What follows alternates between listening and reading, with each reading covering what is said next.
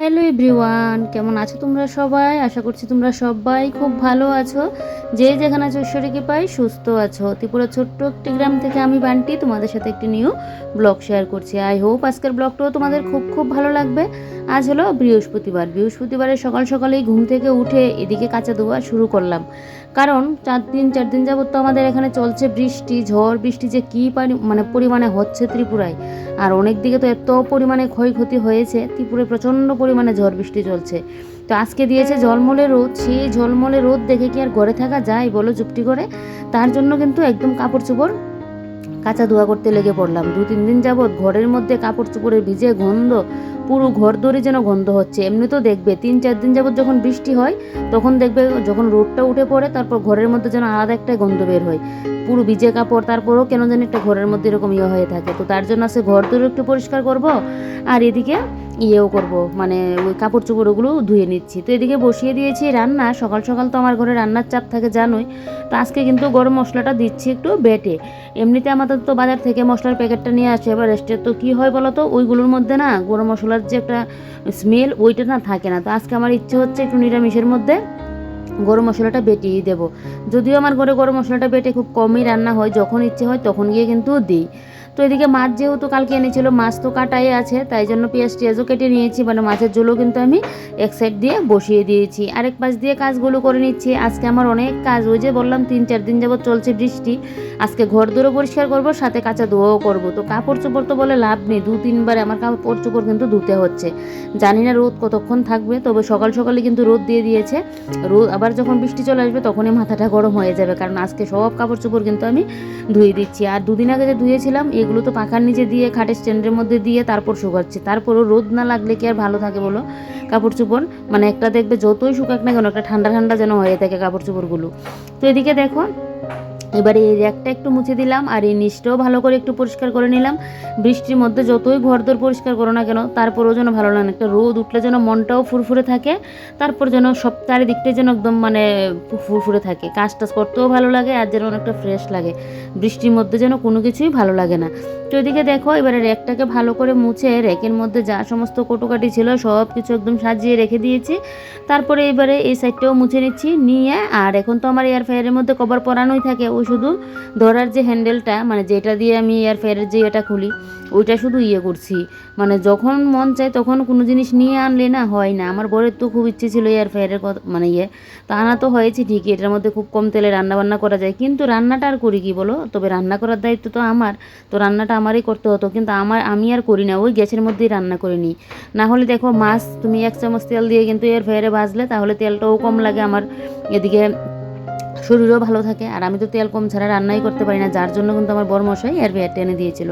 ওই chicken tandoori chicken এগুলো তখন খেলে মানে তখন কিন্তু খাই, ওই যখন মানে একটা টিফিন টাফিন করি বা কোনো কিছু রান্না গরম টরম করি, কিন্তু মাছ টাছ ভাজা এগুলো আর করা হয় না। ওই যে উঁচুছিল একটা মনের মধ্যে যে না এটা আমার দরকার, তো তোমার দাদাভাই তাই নিয়ে আসলো। তবে এখন থেকে ভাবছি করবো ঠিকই, নিজের শরীরের কথা চিন্তা করে হলেও এখন থেকে কিন্তু মানে এয়ার ফ্রায়ারের মধ্যে রান্নাবান্না করবো, তাহলে কম তেলে করা যাবে। তো যাক, এদিকে এবারে মশলাদানিটা মুছে নিচ্ছে, আর মশলাদানিটা 2 দিন বাদে ধুইয়ে দিতে লাগবে। মশলাদানিটা বুঝতে পারছি না কেন যেন একদম আঠা আঠালু একটা হয়ে আছে, তো মশলাদানিটা মুছিয়ে দিতে লাগবে। এখন তো মশলাগুলো অনেকটা করে আছে, তো এগুলো এখন ধুতে পারবো না, ওই আলাদা করে পেপারে নিয়ে তারপর গিয়ে করতে লাগবে। এমনি সংসারে কাজের শেষ নেই, কি আবার করবে এগুলো বলো? তো যাক, এদিকে দেখো এবারে এই যে বললাম রান্না বসিয়ে আমি এই কাজগুলো করছি, আর আজকে বাসন কুসন একটাও আর ধুলাম না, বাসন কুসন সব কিছু জমিয়ে রাখলাম যে আগে রান্নাটা শেষ করি তারপর গিয়ে কিন্তু আমি বাসন কুসন ধুবো। তো আজকে হলো গিয়ে বৃহস্পতিবার, যদিও আমার পুজো নেই, আমার শাশুড়ি মা কিন্তু সকাল সকাল পুজোও দিয়ে দিয়েছে। আমার আজকে পুজো নেই, আমি কাল থেকে পুজোটা দেবো। তো এদিকে দেখো এবার আমি এই মাছের আমার তরকারিও হয়ে গেছে, এবারে নামিয়ে নেব। তবে বিলিতি ধনেপাতা থাকলে ভালো ছিল, ধনেপাতা তো নেই, তো কী করে আর দেবো, তো তাই জন্য এইভাবেই নামিয়ে নিয়েছি। আর এদিকে দেখো 1 দফা কিন্তু কাপড় চোপড় এখানে মেলে দেওয়া হয়েছে, তারপর 2 দফা তো দেবোই, এগুলো তো এখনও কাঁচা হচ্ছে। আজকে কোনো তার আর বাকি নেই, সবার ঘরে ঘরে শুধু কাঁচা ধোয়াই হচ্ছে। বৃষ্টির পর এরকম রোদ দেখলে কেউ দেখবে ঘরে আর বসে থাকে না, সবাই কিন্তু এই কাঁচা ধোয়া কিন্তু থাকেই সবার ঘরে ঘরে। তো এদিকে দেখো এবার এই সাইডে টিনগুলো একটু মুছে দিচ্ছি। ওই যে বললাম রোদ উঠাতে আমার মনে হচ্ছে আমার ঘর দুটো একদম পরিষ্কার পরিপাটি করি। করে ফেলি। যদিও আমার ঘরদোর পরিষ্কারই থাকে, তারপরেও রোদটা দেওয়াতে যেন আমার মনটাও মানে অনেকটা খুশ লাগছে, আর মনে হচ্ছে একটু যে ঘরটাকে একটু আমি ক্লিন করি।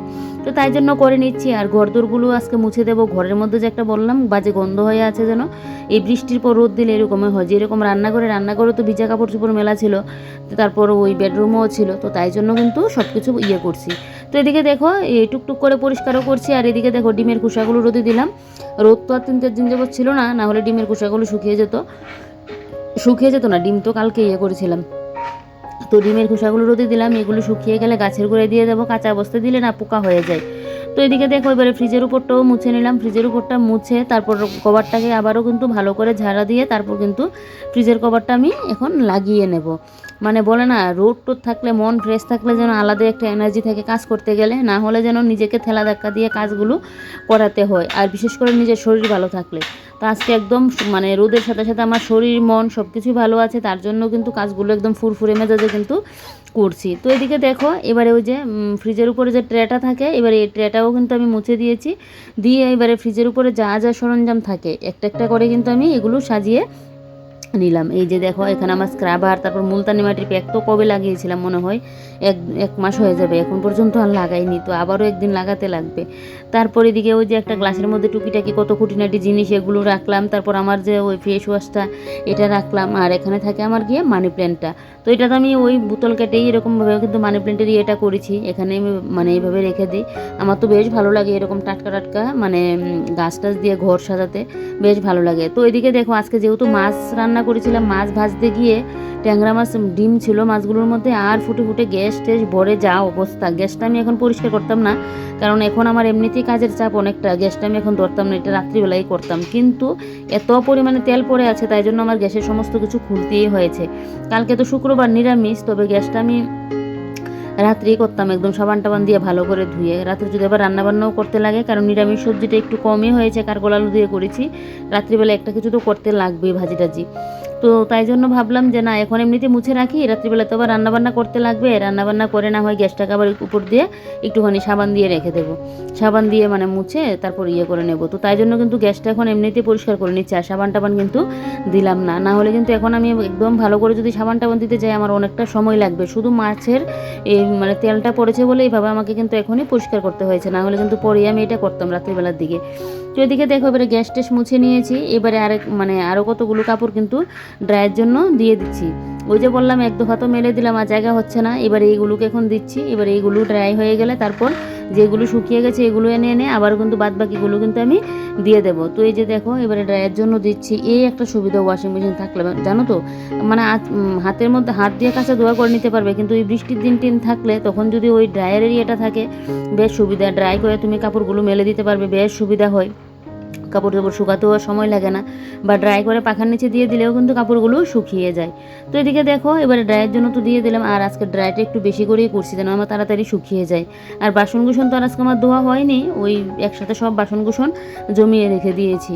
আর এখন জানো তো, এখন দেখি বাসনকুসন ধোয়ার জন্য, মানে এখন না, এটা আমি আরও অনেক আগে জানতাম, ডিশ ওয়াশার পাওয়া যায়, একদম বাসনকুসনও নাকি ধোয়া হয়ে যায়। আমি ভাবছি যে মানুষের দিন দিন যে মানুষের শরীরকে একদম পুরো অসুস্থ করে ফেলবে। মানে বর্তমান যুগে মানে কি হচ্ছে বলতো, মানে উন্নত তো সব কিছুই হচ্ছে, উন্নত হওয়ার পাশাপাশি আমাদের শরীরকে পুরো করে নিচ্ছে। যেরকম আগে মানুষ কাপড় মানে হাতে কাচতো, এখন মেশিনে কাচে। তারপর রান্নাবান্নারও কতটা হয়ে গেছে। মশলা যেরকম আগে শিলনোড়ায় বেটে মশলা করতো, মাটির উনুনে রান্না করতো, এখন তো আজকাল আর এগুলো নেই, সব শর্টকাট হয়ে গেছে। এখন নাকি বাসন ধোয়ার জন্য ডিশ ওয়াশার পাওয়া যায়, তো বাসনও নাকি ফট করে ধোয়া হয়ে যায়। তো যাক, এগুলো আমি আগেই জানতাম, এখন বাসনটা ধুচ্ছি বলে তোমাদেরকে বললাম। আর এদিকে দেখো বাসন তো আমার ধোয়া হয়ে গেছে, এবারে কিন্তু আমি বেসিনটা একটুখানি মেজে ঘষে দিচ্ছি। কারণ কেন বলো তো, যেহেতু মাছ টাছ ধোয়া হয়েছে, কালকে তো মাছ কেটেছিলাম, তখন আর বেসিনটা আমার মাজা হয়নি। আর আজকে যেহেতু মাছ টাছ মানে আবারও ধুলাম, তো বেসিনটা আমার পরিষ্কার করতে হতো, না হলে না মাছ ঘরে রান্না করলে দেখবে একটা পুরো আস্তে আস্তে একটা গন্ধ হয়ে থাকে, আর ভালোও লাগে না। তাই জন্য কিন্তু আমি ওই যে বেসিনটাকে ভালো করে একদম মেজে ঘষে পরিষ্কার করে দিচ্ছি। আমার মাছ মাংস ধুলেই এরকম করতে হয়, বিশেষ করে আমার এই মাছটা যখন আমি করি, তখন তো আমার বেসিন পুরো পরিষ্কার না করলে হয়ই না। এমনি যেন আমার মাছের গন্ধ যেন নাকে বাসে, এরকম হয়।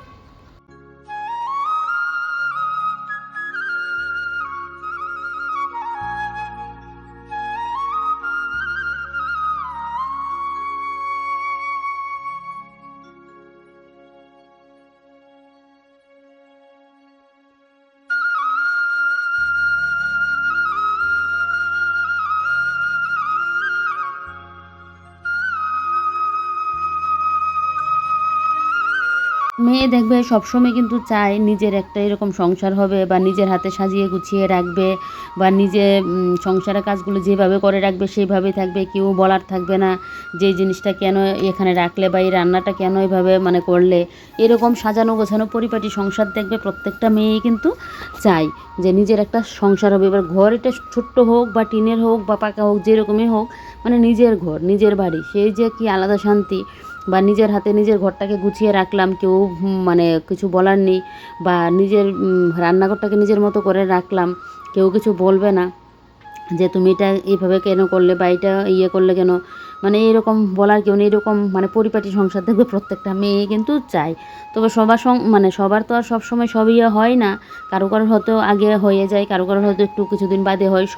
সব মেয়েরই নিজের সংসার তো হয়, কিন্তু মানে ওই যে বললাম নিজের হাতে নিজের সংসারটাকে সাজিয়ে গুছিয়ে রাখবো, কেউ বলার নেই, এটা হতে দেখবে অনেকের আগে থেকে হয়ে যায়, অনেকের কিছুদিন সময় লাগে এটা হতে কিন্তু। তবে এই সংসারটা কিন্তু আমরা প্রত্যেকটা মেয়েই কিন্তু চাই, নিজের সংসারের যে শান্তি সেই শান্তিটা দেখবে। ওই যে বললাম তুমি একটা কাজ করলে কেউ ঠুক ধরার মতো মানে ইয়ে নেই, এরকম মানে না থাকলে দেখবে বেশ মানে কি বলবো, বলে বোঝাতে পারছি না তোমাদেরকে, সেই যেন এক আলাদা শান্তি। তুমি একটা কাজ করতে গেলেও কেউ তোমাকে এটা বললো, ভুল হলে ভুলটা ধরিয়ে দিলে ঠিক, কিন্তু তুমি যখন একটা কাজ ঠিক করলে এটাও তোমাকে ভুল ধরলো, তো এরকম হলো তো ঠিক না বলো। কিন্তু কেউ কেউ সংসারে কিন্তু এরকমও কিন্তু থাকে।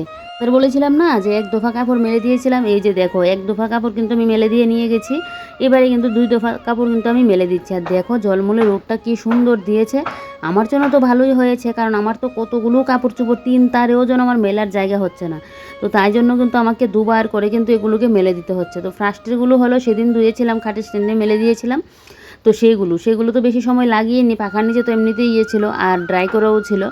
আর এগুলো বেশি সময় লাগবে না, 8 ঘন্টা লাগলেই কিন্তু হয়ে যাবে। জানি না আবার কবে বৃষ্টি চলে আসবে, শুনেছিলাম তো বৃষ্টি নাকি একদম 29 এপ্রিল থেকে মে মাসের 3 তারিখ পর্যন্ত নাকি বৃষ্টিটা থাকবে।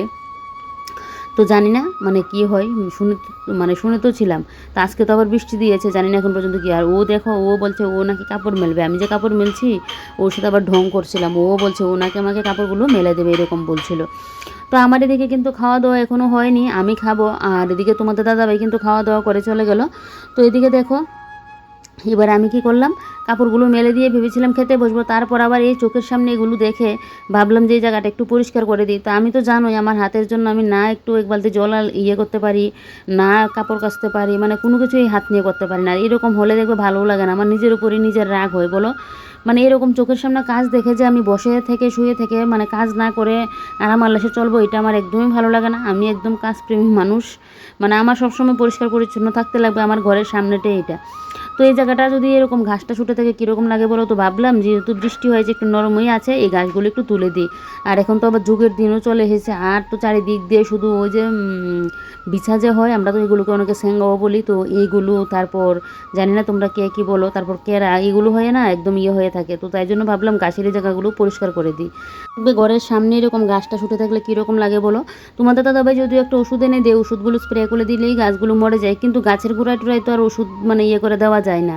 তো তাই জন্য কিন্তু এই গাছগুলো আমি এখন হাত দিয়ে কিন্তু তুলে নিচ্ছি। আমার সবসময় হলো একটু পরিষ্কার পরিচ্ছন্ন থাকতে লাগবে, আমি নোংরামে যেন দেখতেও পারি না, জানো তো। যখন আমি অসুস্থ থাকি, বেশি অসুস্থ হলেই আমি গিয়ে বিছানায় পড়ি, না হলে দেখবে যতক্ষণ সুস্থ থাকি হালকা শরীরে ব্যথা ব্যথা থাকলেও বা হালকা শরীর খারাপ থাকলেও, এই শরীর খারাপ নিয়েও আমি কিন্তু কাজ করি। তোমার দাদাভাই যে আমাকে এ নিয়ে কত বকাঝকা করে, যে আগে মানুষ শরীরের খেয়াল রাখে তারপর গিয়ে সংসারের সব কিছু বাদবাকি জিনিস সব কিছু, আর তুমি হলো গিয়ে আগে সংসার আগে সব কিছু তারপর গিয়ে তোমার শরীরের চিন্তা করো, মানে সেটা বুঝি না জানো তো। এই করে যে আমার মানে নিজেও ভুগি, মানে আগে ওই যে সব কিছু ঠিকঠাক থাকতে লাগবে তারপর গিয়ে আমার শরীর, তারপর গিয়ে খাওয়া, এই চিন্তাটা আমি মনে করি ভুল। আগে নিজের শরীরের যত্ন রেখে তারপর গিয়ে সব কিছু, না হলে নিজেকে কিন্তু ভুগতে হয়।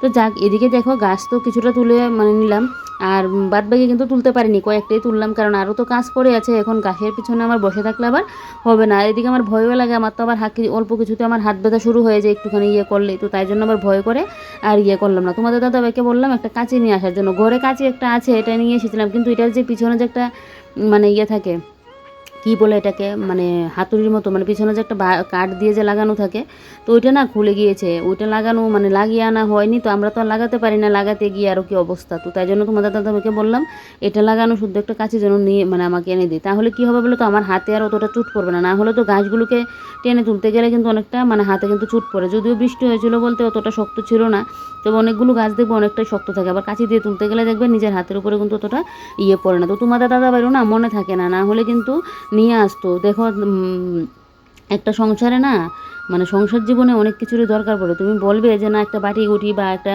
ডেক করে হলেও মানে হলেই হয়ে যায়, কিন্তু একটা সংসারে দেখবে যত দিন যায় সংসারের তত দেখবে বুঝতে পারবে সংসারে খুঁটিনাটি জিনিস কিন্তু অনেক কিছুই কিন্তু সংসারের মধ্যে লাগে।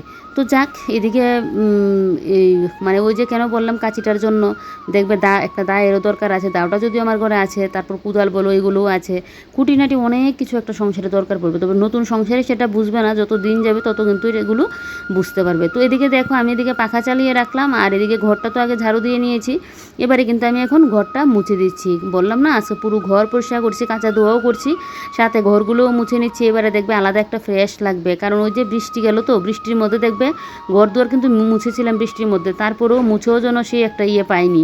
বৃষ্টি থাকলে এরকমই কিন্তু হয়।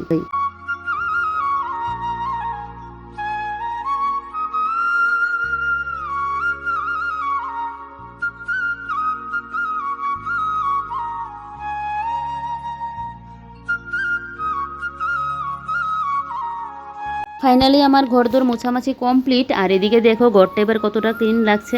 এরকম গুছানো গাছানো পরিপাটি সংসার কোন মেয়ে না চাই বলো, সবাই কিন্তু চায় নিজের সংসারটাকে নিজে এভাবে একটু গুছিয়ে গাছিয়ে পরিপাটি করে রাখার। আমি তো সবসময় আমার ঘর গুছাতে ঘর সাজাতে পছন্দ করতাম। তো যাক, এটা এখন আমি আমার মনের মতো করে সাজিয়ে গুছিয়ে রাখতে পারি, কেউ আমাকে বলার নেই যে কেন এটা করলে বা কেন এটা এভাবে গুছালে, নিজের মনের মতো করেই কিন্তু আমি করতে পারি। তো যাক, এদিকে দেখো এবারে এই জায়গাটাও কতটা সুন্দর লাগছে, কারণ এই জায়গাটা তো মুছে টুছে পুরো পরিষ্কার করে নিয়েছি। আর এই তো আমার হাতাখুন্তি রাখার এটা ছিল ওই র্যাকটার উপরে, এইটাকে এখন নামিয়ে ওই সাইড দিয়ে রাখলাম, না হলে অসুবিধা হয়, কোটোকাঠি রাখতে পারি না এখানে। তো দেখো পুরো রান্নাঘর ক্লিন, এদিকে আমি নিচটাও পরিষ্কার করে নিয়েছি। এবারে চলো আগে খাওয়া দাওয়া করি, আর রান্নাও কী হয়েছে এগুলোও তোমাদেরকে দেখাই, কারণ আবার গিয়ে বেডরুম এদিকে গুছাতে লাগবে, বেডরুমটা একটু মুছতেও লাগবে, কাপড় চোপড় যে ধুলাম এগুলো টাল করে আনি রাখলাম, এগুলো আমার গুছিয়ে রাখতে লাগবে। তো নেক্সট একটা ভাবছি ভিডিও শুরু করব, কারণ এক ভিডিওতে যদি সব দেখাতে যাই ব্লগটা অনেকটা লং হয়ে যাবে। আর এই যে দেখো তোমাদের দাদাভাই যে খেয়ে গেল, থালাটা এখানে রাখলাম, একবার আমি খেয়ে নিই, তারপর কিন্তু একসাথে ধুয়ে নেব। তো দেখলেই তো পুরো রান্নাঘর আমার চকাচক হয়ে গেছে, রান্নাবান্নার পাশাপাশি কিন্তু রান্নাঘরও আমি একদম পরিষ্কার করে নিয়েছি। তো চলো এবারে আমি খাওয়া দাওয়াটা করি, আর আজকের ব্লগটাও এখানে শেষ করি। তোমরা সবাই ভালো থেকো, সুস্থ থেকো, আর সাবধানে থেকো। ভিডিওটা ভালো লাগলে লাইক কমেন্ট আর শেয়ার করতে ভুলো না। আর তোমাদের এখানে কি বৃষ্টি কমেছে, রোদ উঠেছে কি না, আর কার কার মানে কোন কোন জায়গাতে বৃষ্টি হচ্ছে এটা আমাকে কমেন্ট করে বলবে। আর এই যে দেখো ট্যাংরা মাছের ঝাল করেছি আজকে, একদম শুকনো শুকনো করে করেছি বিয়েবাড়ির মতো। আর এদিকে করেছি ওই যে কালকের আমার পটল আলু দিয়ে একটু ভাজি করেছিলাম, এটা আছে ভাজি না, মানে একটু শুকনো শুকনো তরকারি করেছিলাম, কালকের একটা রুটিও আছে।